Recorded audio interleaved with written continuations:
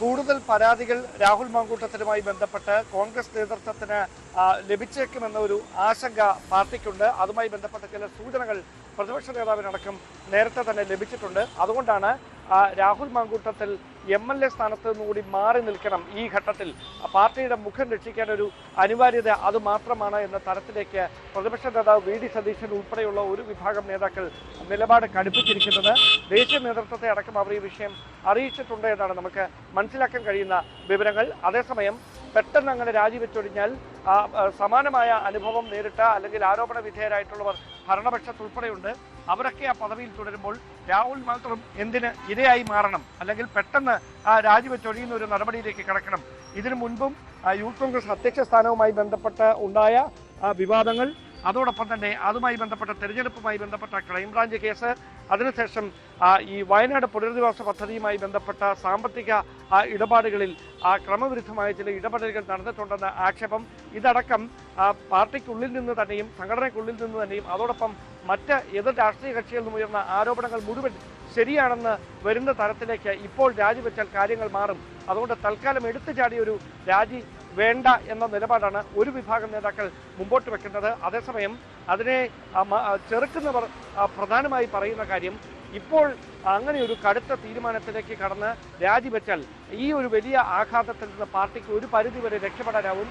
കാരണം അങ്ങനെ രാഹുൽ മാങ്കൂട്ടം MLA സ്ഥാനം കൂടി രാജിവെച്ചാൽ സമാനമായ ആരോപണം നേരിടുന്ന ഭരണപക്ഷത്തെ ഉൾപ്പെടെയുള്ളവർ വെട്ടിലാകും. CPM-ന് ആ കാര്യത്തിൽ നിലപാട് വിശദീകരിക്കാൻ ഇനി ഏറെ പാടുപെടേണ്ടി വരും. ഒരാൾ ആരോപണം ഉന്നയിച്ചാലും 10 പേർ ഉന്നയിച്ചാലും ആരോപണം തന്നെയാണ്.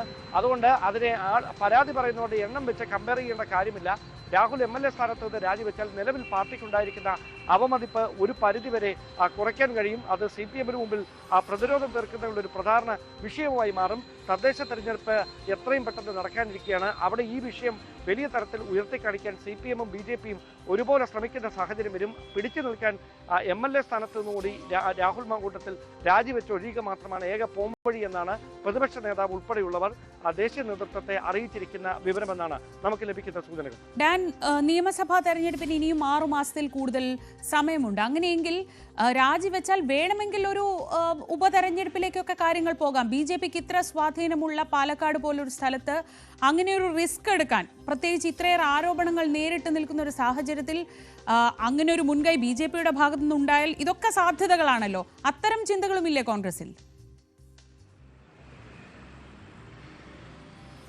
6 മാസം കഴിഞ്ഞ് 6 മാസം വരെ ആ തെരഞ്ഞെടുപ്പ് നടക്കുമോ ഇല്ലയോ എന്നുള്ളതല്ല, അതിനപ്പുറത്തേക്ക് നിയമസഭാ തെരഞ്ഞെടുപ്പ് വരാനിരിക്കുകയാണ്. എപ്പോഴായാലും പാലക്കാട് മണ്ഡലത്തിൽ കോൺഗ്രസ് വലിയൊരു മറുപടി നൽകേണ്ടി വരും ഈ ഇപ്പോൾ ഉയർന്നു കേൾക്കുന്ന ആരോപണങ്ങൾക്ക്. കാരണം ആ മണ്ഡലത്തിൽ 2ാം സ്ഥാനത്ത് നിൽക്കുന്നത് BJP-യാണ്. അതിനെ രാഷ്ട്രീയമായി മുതലെടുക്കാനുള്ള എല്ലാ ശ്രമങ്ങളും, ആരോപണങ്ങൾ ഉയർന്നു കേട്ട രാഹുൽ മാങ്കൂട്ടത്തിന്റെ പേര് പറയാതെ റിനി എന്ന ഈ ആരോപണം ഉന്നയിച്ചപ്പോൾ മുതൽ രാഹുൽ മാങ്കൂട്ടത്തിന്റെ ലക്ഷ്യം വെച്ചുകൊണ്ട് ആദ്യം അദ്ദേഹത്തിന്റെ ഓഫീസിലേക്ക് മാർച്ച് നടത്തിയത് BJP പ്രവർത്തകരാണ്. അവിടെ മുതൽ തുടങ്ങിയതാണ് BJP ഒരു പടി കടന്നുകൊണ്ടുള്ള പ്രതിഷേധം. അതിപ്പോഴും അങ്ങനെ തന്നെ തുടരുന്ന സാഹചര്യമുണ്ട്. രാവിലെ പടിഞ്ഞാറക്കോട്ടയിൽ മഹിളാ മോർച്ച സംസ്ഥാന അധ്യക്ഷയുടെ നേതൃത്വത്തിൽ വലിയ തരത്തിലുള്ള പ്രതിഷേധ പരിപാടിക്ക് BJP ആഹ്വാനം ചെയ്തിട്ടുണ്ട്. അങ്ങനെ എല്ലാ പോഷക സംഘടനകളെ ഉപയോഗിച്ചുകൊണ്ട് കോൺഗ്രസിനെതിരെ ഇതൊരു രാഷ്ട്രീയ പ്രചാരണ ആയുധമാക്കി മാറ്റുന്നതിനുള്ള നീക്കമാണ് BJP-യുടെ ഭാഗത്ത് നടക്കുന്നത്. അതുകൊണ്ടാണ് ആദ്യ ദിവസം വലിയ തരത്തിൽ ഒരു പ്രതിഷേധവുമായി രംഗത്തെത്താതിരുന്ന CPM ഇന്നലെ നിലപാട് കടുപ്പിക്കുന്ന ഒരു സാഹചര്യത്തിലേക്ക് കാര്യങ്ങൾ എത്തിയിരിക്കുന്നതും. അങ്ങനെ ഒരു പശ്ചാത്തലത്തിൽ രാജിവെച്ചൊഴിഞ്ഞാൽ ഇനി ഒരു ഉപതെരഞ്ഞെടുപ്പ് അവിടെ നടക്കാനുള്ള സാധ്യത ഇല്ല എന്ന് തന്നെയാണ് രാഷ്ട്രീയ കേന്ദ്രങ്ങൾ വിലയിരുത്തുന്നത്.